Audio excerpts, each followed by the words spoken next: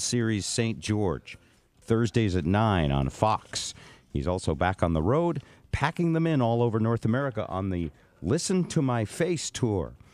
The show comes to Seattle's Moore Theater Friday night. You can link to tickets.com or bobrivers.com and grab some seats. George Lopez, it's been a while. Welcome back to the Bob Rivers Show. How are you, George? I'm good, Bob. It's nice to hear your voice. Yeah, you too. All right, I don't know where to start because the show coming to Seattle Friday night, 8 o'clock, Moore Theater.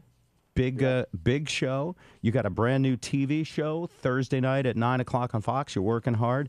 And then you were in the news a little bit a couple weeks ago. You okay? Yeah, it wasn't a couple weeks ago. It was actually like a month ago. So, let's get that right. All right. There wasn't a second, wasn't it? One day at a time, as they say. Last Thursday, February 28th. Right. 4 is not a couple, unless it's big shots of alcohol. And 4 is just a couple. Yeah. Yeah. But anyway, you're okay. Yeah, man, I'm good. I'm good. You know, it's interesting, because, there's a lot of legitimate concern, but there's also, I think, more false concern. And that's more concerning than legitimate concern. That's cool. I'm legitimate concerned. 'Cause I used to drink a lot, so I always when I hear something like that happen, I think, I hope I always just genuinely hope that because you're so freaking talented that I want you to just keep out there kicking ass and doing well. No, I'm good, man. I haven't drank since I got up. Right. I think it's a good. Listen, I had a tumultuous. Every relationship I've ever been in with anybody that ever has loved me, I'm not going to say I love them, but anybody that's ever loved me has been tumultuous, and that's not a word that you kind of throw around every day. But that relationship with alcohol was one that you cannot win ever. So I have taken the standing 8 count and left it alone. All right. Well, quietly rooting for you, and I just think you're incredibly talented and funny. So you're doing a lot now. You got this. You got the show. You got when you're doing the show. Like, is it already in the can? You have 10 episodes. All 10. Yeah, all 10 are done. They're good. They're good. They're good shows.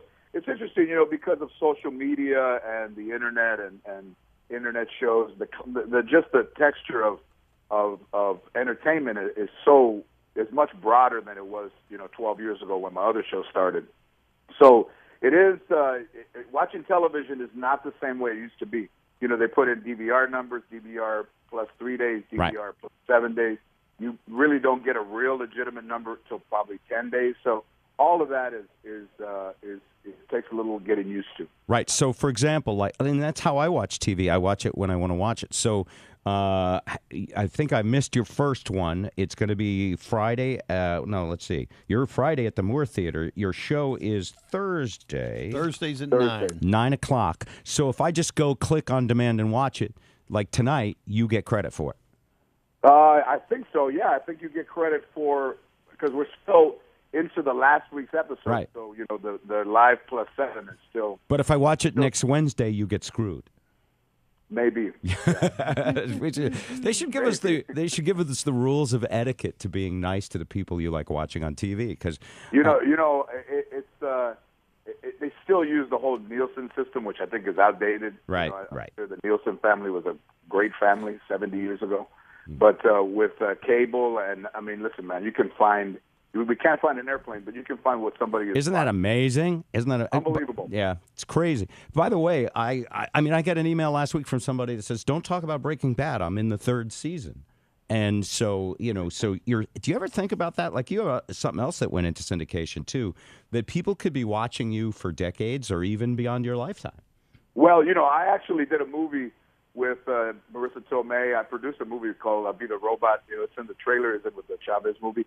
And I let my beard grow, my goatee grow, and I let my hair go gray right after I did St. George. So I looked completely different. That stuff was all underneath. And when I went to CVS, and this lady says to me, "Damn, you got old." Didn't say hello. Didn't say, That's nice. That's always a sweet. George Lopez. She just goes, "Damn," and I was like, "Is that the way you greet all the customers?" And she goes, "No, I just just the ones that I saw yesterday that looked young, and today they looked old." Well, all right. Well, we're looking forward to seeing you on Friday. Let's talk a little bit about the show. St. George. What's the premise? The premise is a guy who's divorced, who's being held accountable by his ex-wife to be more of a parent to his child in divorce than he was in marriage because he was always working. And Danny Trejo, who's Machete, plays my uncle, and David Zayas from Dexter plays my cousin. So they kind of try to pull me into my past of my upbringing. So they're like the ghosts of the past, and the ex-wife and her modern-day beliefs and how a kid should be raised are kind of the ghosts of the future, and I'm trying to decide, the future of my life. Mm. And Danny Trejo is the guy from Machete. Wow. Thousand other things. He's great. He's never done multi-camera work, and I'm almost, I have to say, not almost, I am the straight man to Danny Trejo. Wow. He's one of my favorite actors. He's fantastic. In this show, he's so funny because he really is playing himself. He's the only actor that dresses in white Nikes, knee-high white socks, long Dickie shorts, a wife beater, a diamond bracelet, and a diamond necklace, and goes to work and wears the exact same clothes. Yeah. He looks cool. He spends no time in costume. Save a ton on wardrobe. Mm. He just puts on cleaner shoes. Mm. Now, I'm curious about something. I know you have some really famous friends, like Sandra Bullock. It's fairly well known. But I was curious. You had a tough childhood, and you talk about your childhood and coming up in difficult conditions. Do you still have? I'm curious about this. I have only maybe one or two. Do you still have a friend that you had when you were a teenager? I do actually have a friend, Ernie. That I wrote actually about in the first show, and it's a little bit, Bob. I'm gonna tell you the truth, man. I've known this guy my whole life. He hurt his back some years ago, and he hasn't really worked. And I help him out financially because he's a friend of mine, and I couldn't turn my back on him. But his back's hurting. He's getting a little bit heavy on my back after 3 years of this.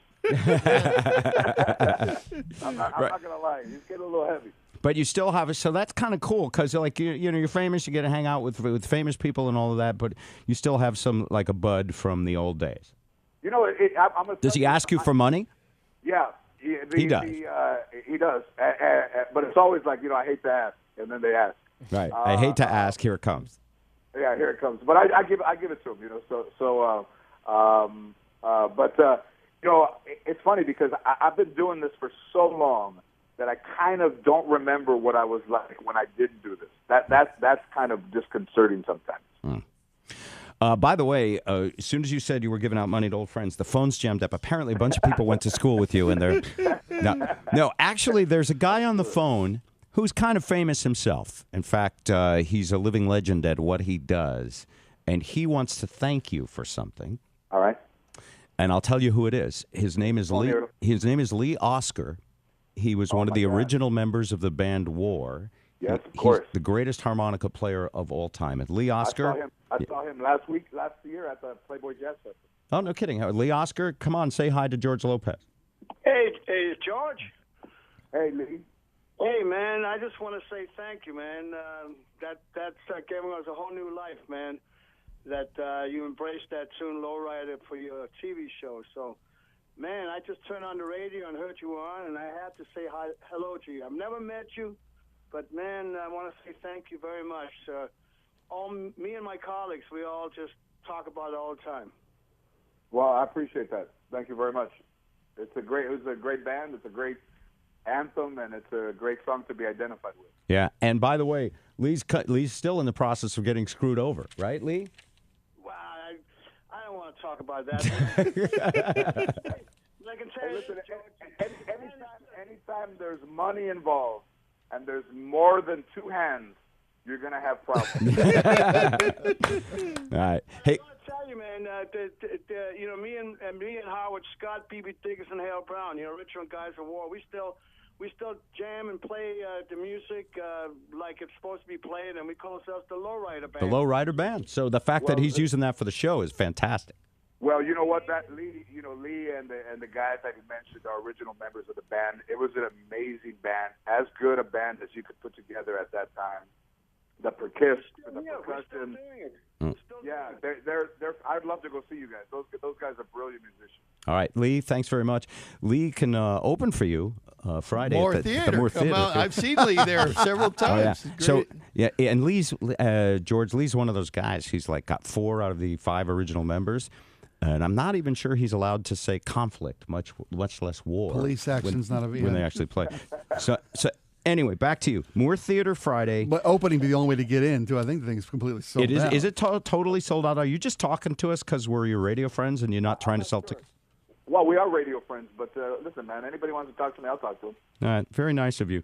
And really, all the best on getting well and being well, and you're incredibly talented, and I hope this new show kicks. If you do, how many shows do you have to do to get syndicated so that it runs forever? Well, if it the last 6 episodes will be, because, NCAA basketball and people just finding it, the last 6 episodes will really decide if the show will continue or not. And if it doesn't, then I'll do something else. But, all right. Well, you have plenty to do. I read somewhere a little known fact I want to end with here. I read that your biggest fear is people who text and drive. Absolutely. It is my biggest fear that I will be hit in a car by somebody not paying attention and texting. Because it's incredibly dangerous, and you have no control. It's like a drunk driver, only maybe worse. I've seen it. Every time I see it, it wigs me out. I honk the horn sometimes, and then sometimes I get startled, so I stop honking the horn. I just kind of give them the space as I would a drunk driver. Yeah, it's definitely something to watch out for. Yeah, I'm surprised you drive, George. Don't you have people to do that for you? Well, yeah, I got a guy that drives me, but I'm still in the car, man. I mean, That's right. It doesn't matter if He's got plenty of time to watch other people text and drive. Oh, if I'm going to get T-boned, I got a 50% chance it's not going to be me. right. Oh, and one other last question, and you have a nice home. Do you have a kidney-shaped pool? Let me take a look. I might. Yeah. And I only have one kidney. I do have a kidney-shaped pool. I only have one kidney and one pool. All right. George Lopez. All right, we're going to come and see you. They're both not mine. Yeah, right. Both were donated. All right, we're going to see you on Friday at the Moore Theater. And everybody watch George Lopez's show, St. George. It is on Thursday night, and all the information will be at bobrivers.com. Be well, George. All right, thank you. Thank Bye. you.